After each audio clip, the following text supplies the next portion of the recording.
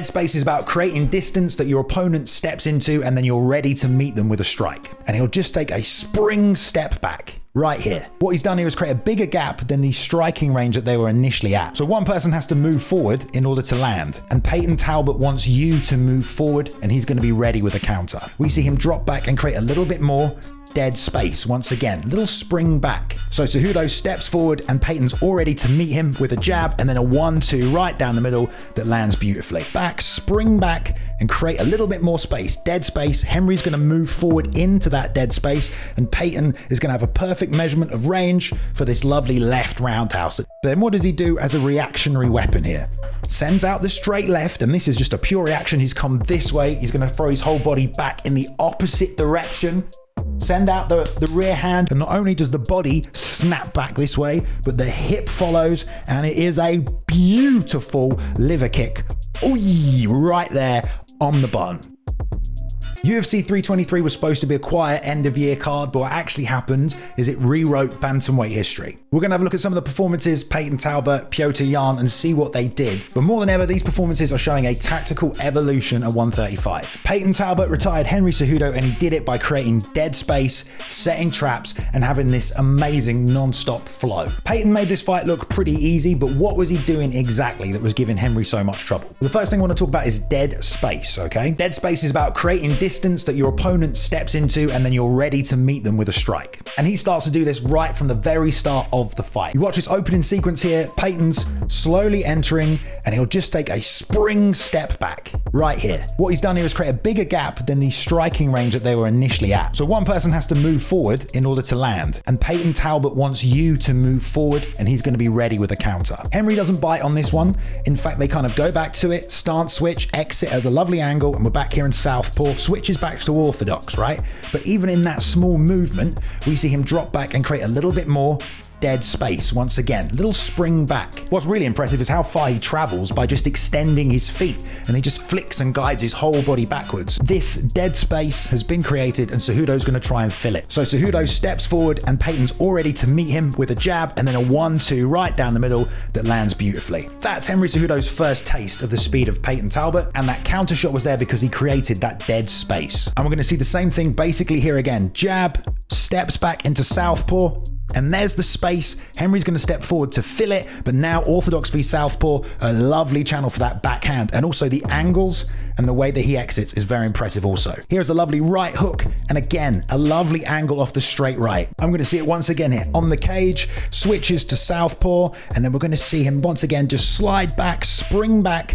and create a little bit more space, dead space. Henry's going to move forward into that dead space, and Peyton is going to have a perfect measurement of range for this lovely left roundhouse that just lands under the arm, lands a check hook, and again, southpaw tactics, circle out that way and come all the way back to the center. Striking fans out there will know that this is something Conor McGregor did a lot. It's actually how he caught Jose Aldo. He brought him into that dead space, floated back, popped him with a straight left, the fight was over. But those angles he can take are really important as well. That's aided by how good his footwork is. I know he does a bit of dance as well, and it really kind of shows in his fight style. If anything, it's also quite Adesanya-like. Peyton's going to send out this straight left, Henry's hands come up, he looks to counter, and he just slips out. Beautiful, and then we're right back to the center. So here he's going to bring him into the dead space, but the evasion from the footwork and the head movement is going to get him out of danger when he can't find the counter shot. Henry's charging forward here, sends the right, Peyton slips, tries to clinch up here. He's actually going to land a jab and then a 2 down the pipe, slip again, and then come over and exit. And it's almost like he doesn't mind following through on those punches, because then he can still follow that momentum and turn out or go this way, whatever he needs to do. So when he actually overextends, he's very good at sort of moving through in that direction anyway. Whereas some guys would overextend and then have to come back to where they are and get hit. He can overextend and then just keep moving in that direction. Another reason he won this fight as well, though, is because he was able to chain the attacks together in these long sequences where Henry Cejudo just didn't get a chance to breathe. Henry's going to enter the pocket here. They're going to start exchanging. Slips the jab, comes back. This left hand is actually going to frame and block the hook here. He's covering on the far side, ready to go, and Peyton's going to immediately spring back in and re-attack. Henry's hand comes up expecting a hook, but he's not thrown it yet. So it's kind of the right awareness from Henry, but a little preemptive. And Peyton's got the timing and the eyes to see that there's a hole there. And not only is he going to send his right hook, but he's going to circle in that direction as well, put it right over the hand, pull himself out of range, and it drops Cejudo. See it again here. Steps in, creates pressure, the reaction, the hand goes up early, and Peyton, now the hand's already there, he can see a way around it, and he sees it right there. Beautiful check hook on the temple, and the momentum from Henry, he goes this way, and then he actually comes back the other way and falls down. Keeps the pressure forward, and this is what I mean. Double jab, uppercut, Henry's trying to go back, the jab gets the head movement, but the jab with the head movement also left the feet standing still. Peyton immediately recognizes the feet aren't moving, let's send the head kick up there. Boom. Right on the temple. Doesn't even throw it that hard, but it lands. Henry pushes forward, off the back foot, a long right hand, and again he overthrew it, squared himself up, but he can still slip the next shot that's coming in because of his balance, and then load an uppercut off the opposite side. You don't see guys doing that where they can overthrow, slip, and then boom on the other side with the uppercut. But the transfer of weight from side to side to generate momentum whilst also keeping his balance is very impressive. He'll make these reads in real time as well. If Henry's covering super high, then we're going to go low. And not even going to go low, he actually travels the extra distance, stance switches to load the back left on the liver side as well, which is really nice. These attacks just don't stop. He runs him from one side to the other. To the body, the hands are coming up high, nice gap for the uppercut. To the body again, the posture gets broken. So what does he do? If the posture gets broken, I'm going to tie clinch. So he grabs the neck, lovely knee, throws him around, chases him to the other side of the octagon. Again, hands up super high. What do you think he's going to do? He's going to go straight back to that body because that's the target he can see. Because he's just aware in these situations. Left hook again, right hook again to the body. Peyton was also constantly switching the targets. If you're covering high, I'm going to go low. If you cover low, we're going to pull your head down and throw those knees. The hooks are coming, you want a level change underneath, so he's going to drop down, and you can bet once again the uppercut's going to come this time, then another left hook. It's just really sensible. If I go like this, you're going to go down. So then I go like this with the uppercut because you've level changed, you're going to come back up. So then I'm going to come back up. It's just the mixing up of the targets which makes his offense even more effective. And a slip there as well, and another shot, and a 1-2, and a slip, and he gets out, and another shot there off the back foot, and he's switched stance, and he's jabbing back in, and again, he is smiling his arse off. He's having the time of his life. Another great read in real time here. He's going to throw the double jab. Henry's going to level change all the way down. Cool. All right.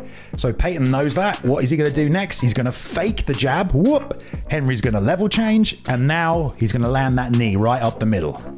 Boom. Lovely work. And he's got the distance and the space again, bringing him forward so he can keep attacking. To the body one more time when they lock up, and that one really, really crushes him. To me, he's almost like a combination of Conor McGregor and Israel Adesanya. There's a lot of really well-placed and purposeful movement. There's a lot of understanding of range and getting you to move where he wants, but there's also a really good radar detection, a real-time assessment. Where are the holes? How are you going to react? How are you reacting? And I'm just going to hit you in every single part of your body until you can't take any more. Fantastic work by Peyton Talbott. I'm interested to see what he does next. Definitely let me know down below, guys, how impressed you were, etc, etc. But let's move on to the man who took home the title at bantamweight, the new champion, which shook up the division even more. Petr Yan has been around for a while, but he looked so good on Saturday. And why? Because he fought southpaw. Okay, I'm a southpaw. I love southpaws. The last pay-per-view, 2 southpaws absolutely destroyed. Islam Makhachev with southpaw. Valentina Shevchenko put on a southpaw clinic. Southpaw is the best. Don't at me, even though everything is situational based. And we'll have a look at some of these tactics now. We're going to start in this third round because I think that's when he started to take over. Nice long frame with the southpaw arm, which you can do. You don't need to cover so much because it's all open side. You can gauge distance. You got a hand play. But the way he was tracking Merab along the fence from southpaw, it just had Merab circling into the power side non-stop. And with that frame, he was able to measure distance, read attacks, touch, like this incoming right hand. So southpaw against the cage, the frame is extended. Merab is going to send up a head kick right here. Boom. Now it was covered nicely by Yan. He's going to get tagged though by this straight right across this frame, which isn't great. Then what does he do as a reactionary weapon here? Sends out the straight left, and this is just a pure reaction. He's come this way. He's going to throw his whole body back in the opposite direction. Send out the rear hand, which you do always before a kick.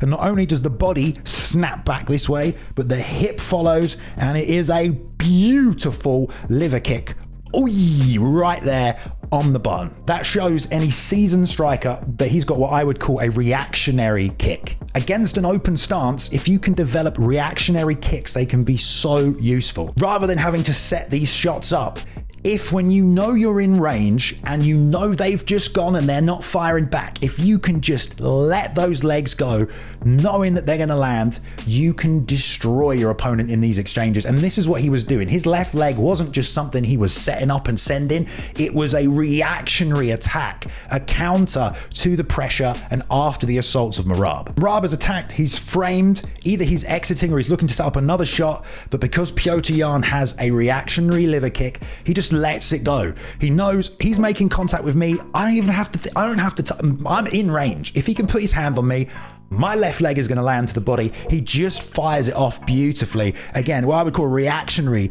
beautiful kick. And it's honestly more of almost a switch kick, but it's a beautiful shot to the liver there. And the reaction from Merab, man, he was hurt. Everyone picked it up on commentary. This was at the end of round 3. Rounds 4 and 5, we just see more of that. So that southpaw pressure and the threat of the body kick was keeping Merab in this position. And this position is exactly where you want to keep people if you want to throw body kicks. Southpaw pressure, they touch, they frame, and again, we're going to see him send, boom, a left kick to the body. The frame from Merab, he's most likely going to retreat, and this was a nice adjustment off the 1-2 to load and come back in on the inside, right underneath that retreating arm, to the liver once more. A lovely placed shot. Merab is framing, but this time that left leg is going to come beautifully around the outside, and Merab thinks it's a body kick right here. He's tucking that elbow, and the shin just flies around the outside on the chin. Lovely placement of another shot from Yan. And this was really just the image of the fight, man. Merab was just getting chewed up with everything. But again, for me, the turning point in this fight was when he started that southpaw pressure